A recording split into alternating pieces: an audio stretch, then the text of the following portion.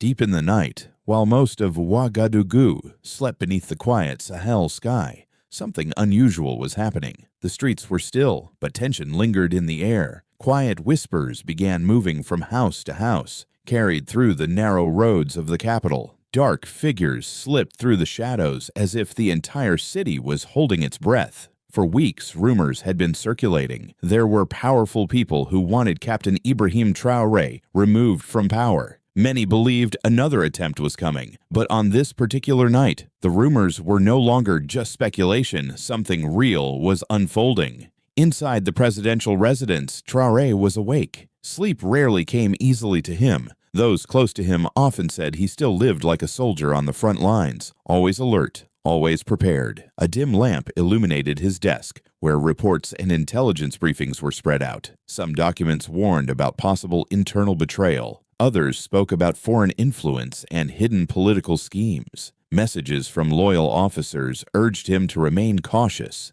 Traoré leaned back in his chair, studying the reports with sharp eyes. He seemed calm, but he was waiting. Then suddenly the silence outside broke. The distant sound of heavy boots crunching against gravel echoed through the darkness. Moments later came the low rumble of armored vehicles moving slowly toward the compound. This was not a routine patrol, it was an operation. A convoy of armed soldiers was approaching the residence with a clear mission to arrest the very man who had become a powerful symbol of resistance across Africa. The youngest leader on the continent, a man who had openly promised to free his nation from outside influence, was now the target. Traoré had faced threats before. He knew power could attract enemies from every direction. Some threats could come from former allies, others from political rivals who smiled publicly but plotted in secret, and some from foreign actors who saw his leadership as a challenge to their interests. But this time, the move was bold. They were coming directly for him.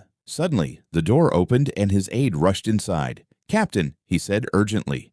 "Movement at the gates. Armed units approaching." Traoré stood up slowly. There was no panic in his face. He adjusted his military cap and spoke quietly. "Let them come." At that same moment, the electricity across parts of the city flickered. For a few seconds, Ouagadougou fell into darkness. Many residents woke up confused by the sudden blackout. But for the soldiers moving toward the presidential compound, the darkness seemed like perfect cover. Those leading the mission believed their plan would be simple. They assumed the residence was lightly guarded. Capture the president quickly, announce his removal, and the operation would be over before dawn. But they had overlooked one critical factor: the loyalty of the people. As the first armored truck reached the compound entrance, gunfire suddenly erupted, not from inside the residence, but from rooftops surrounding the area. Hidden Loyalist soldiers had been waiting across nearby buildings. They had anticipated the possibility of an attack and prepared defensive positions around the neighborhood. The convoy was caught by surprise. Moments later, a powerful explosion struck one of the vehicles, lighting up the night sky.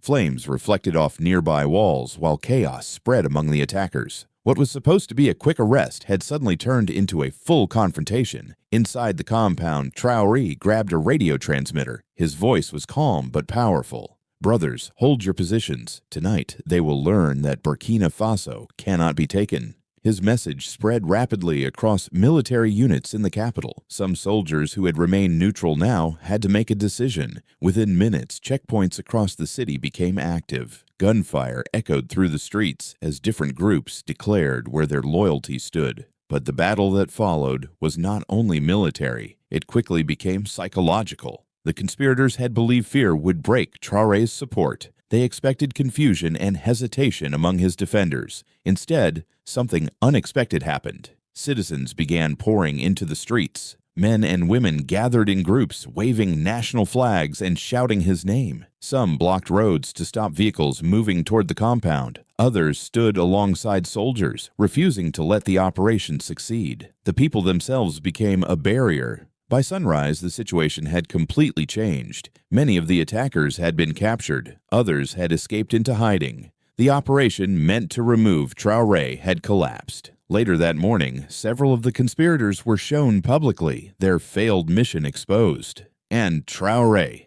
He appeared before the nation calmly. There was no sign of fear. Wearing his dusty military uniform from the night's events, he addressed the country. "They tried to silence us. he said. "They tried to remove me like they have removed others before." He paused before continuing. "But this struggle is not about one man. It is about our country. It is about our future." His words spread quickly across social media and news platforms. Videos of cheering crowds, soldiers saluting, and citizens celebrating began circulating across the continent. In a time when many leaders stay hidden behind security walls, Traoré walked openly among the people. He shook hands, embraced supporters, and thanked citizens who had defended the government. But the shock was not limited to Burkina Faso. Across the world, political analysts and intelligence officials watched the events unfold with surprise. In cities like Paris and Washington, observers who had expected his downfall were forced to reconsider. Who exactly was this young captain? How had a 35-year-old leader managed to survive yet another attempt against him? And why did each challenge seem to strengthen his position rather than weaken it? For many supporters, the answer was simple. Traoré had come to represent an idea.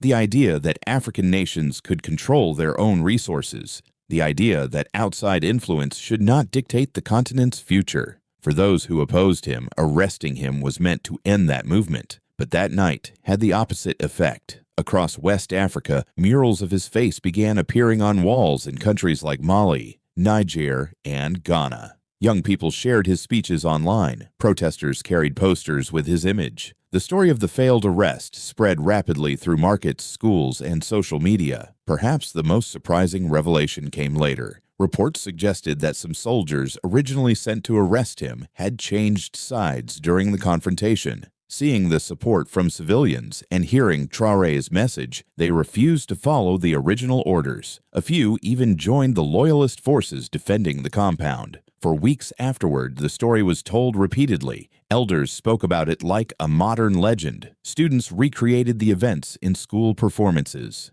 Clips of that night gained millions of views online. The message became clear to many observers. Traoré was no longer viewed as just a political leader. He had become a symbol. But beneath the celebrations, one question remained. If they had tried once, and then tried again, what would stop them from attempting it again in the future?